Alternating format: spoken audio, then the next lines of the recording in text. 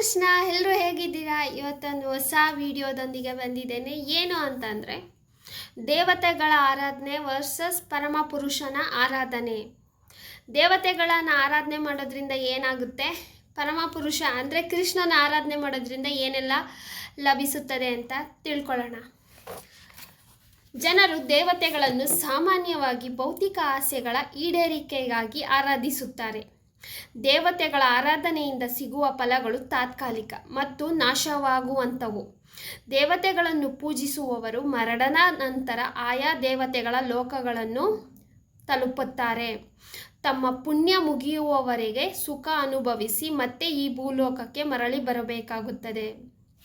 Means ಈ ಭೌತಿಕ ಪ್ರಪಂಚ ಹೇಗೆ ಅಂದರೆ ಬರೀ ದುಃಖಮಯದಿಂದನೇ ತುಂಬಿರುತ್ತೆ. ಯಾರೂ ನೆಮ್ಮದಿಯಾಗಿ ಶಾಂತವಾಗೇ ಇರೋದಿಲ್ಲ. ಯಾವಾಗಲೂ ಜಗಳ, ಹೊಡೆದಾಟ, ಬಡ್ದಾಟ ಅನ್ನೋದ್ರಲ್ಲೇ ಇರೋವಂಥ ಈ ಪ್ರಪಂಚ. ಆದರೆ ಭಗವಂತನ ಪ್ರಪಂಚ ಅಂದರೆ ದೇವೋತ್ತಮ ಪರಮ ಪುರುಷನ ಆರಾಧನೆ ಮಾಡೋದ್ರಿಂದ ಆ ಒಂದು ಏನಂತಾರೆ, ಆ ಒಂದು ಪ್ರಪಂಚ ಏನಿದೆಯಲ್ವ ಅದು ಅದ್ಭುತವಾಗಿರುತ್ತೆ. ಅದು ವರ್ಣನೆ ಮಾಡ್ತಾ ಇದ್ದರೆ ಅಷ್ಟು ಅದ್ಭುತವಾಗಿರುತ್ತೆ. ಅದು ವರ್ಣನೆಗೆ ನಿಲುಕದು ಅಂತಲೇ ಹೇಳ್ಬೋದು. ಸೊ ಈಗ ಪರಮ ಪುರುಷನ ಆರಾಧನೆ.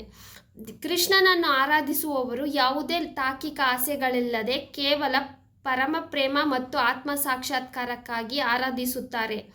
ಭಗವಂತನ ಆರಾಧನೆಯಿಂದ ಸಿಗುವ ಫಲವು ಶಾಶ್ವತ ಮತ್ತು ಅವಿನಾಶಿ.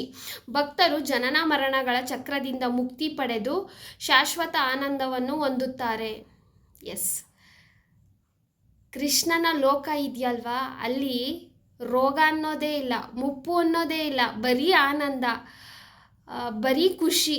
ಅಲ್ಲಿ ನೋವು ಅನ್ನೋದೇ ಇರಲ್ಲ, ದುಃಖ ಅನ್ನೋದೇ ಇರಲ್ಲ, ಅಷ್ಟು ಆನಂದವಾಗಿರ್ತೀವಿ. ಆದರೆ ಒಂದು ಮಾಡಬೇಕಾಗಿರೋದು ದೇವೋತ್ತಮ ಪರಮ ಪುರುಷನನ್ನು ಸಂಪೂರ್ಣವಾಗಿ ಕಂಪ್ಲೀಟಾಗಿ ನಂಬಬೇಕು. ನಂಬಿದಾಗ ಮಾತ್ರ ನಮಗೆ ಭಗವಂತನ ಒಂದು ಏನಂತಾರೆ, ಆ ಶ್ಲೋಕಗಳಾಗಿರ್ಬೋದು, ಆ ಒಂದು ಅಧ್ಯಾಯಗಳಾಗಿರ್ಬೋದು ಅರ್ಥ ಆಗುತ್ತೆ. ಭಗವದ್ಗೀತೆಯಲ್ಲಿ ಬರುವಂಥ ಕೆಲವೊಂದು ಶ್ಲೋಕ ಅಧ್ಯಾಯಗಳಾಗಿರ್ಬೋದು ನಮಗೆ ಅರ್ಥ ಆಗುತ್ತೆ. ಯಾಕೆ ಇದನ್ನು ಹೇಳ್ತಾ ಇದ್ದೀನಿ ಅಂದರೆ, ಅದು ಭಗವಂತನ ಲೋಕ ಅನ್ನೋದು ಅದೊಂಥರ ಎಷ್ಟು ಚೆನ್ನಾಗಿರುತ್ತೆ ಅಂದರೆ ಅಲ್ಲಿ ಹಶು ಅನ್ನೋದೇ ಆಗೋದಿಲ್ಲ. ಸೊ ಎಷ್ಟು ಅದ್ಭುತವಾಗಿರುತ್ತೆ ಅಂದರೆ, ಒಬ್ಬ ಸ್ವೀಟ್ ತಿಂದವನಿಗೆ ಗೊತ್ತಿರುತ್ತೆ ಅದ್ರ ರುಚಿ ಏನು ಅಂತ. ಹಾಗೆ ಭಗವದ್ಗೀತೆ ಓದ್ದವನಿಗೆ ಗೊತ್ತಿರುತ್ತೆ ಅದ್ರ ಬಗ್ಗೆ, ಅದರೊಳಗಡೆ ಏನಿದೆ ಅನ್ನೋದು. ಸೊ ಹರೇ ಕೃಷ್ಣ. ಎಲ್ರಿಗೂ ಇಷ್ಟ ಆಗಿದರೆ ಲೈಕ್ ಮಾಡಿ, ಶೇರ್ ಮಾಡಿ, ಸಬ್ಸ್ಕ್ರೈಬ್ ಮಾಡಿ, ಹಾಗೆ ಕಾಮೆಂಟ್ ಮಾಡಿ.